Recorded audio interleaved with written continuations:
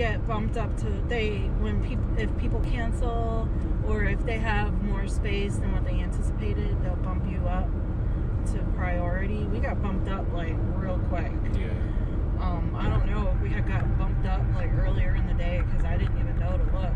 As soon as we got there and I stood in line, the guard guy, he was like, refresh your phone. It's like, what are you talking about? Like, refresh your phone.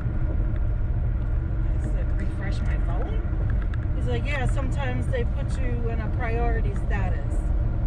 I was like, oh, you mean like recheck my ticket? And so I did, and it was like, sure enough, it was there. It was priority. So that was cool.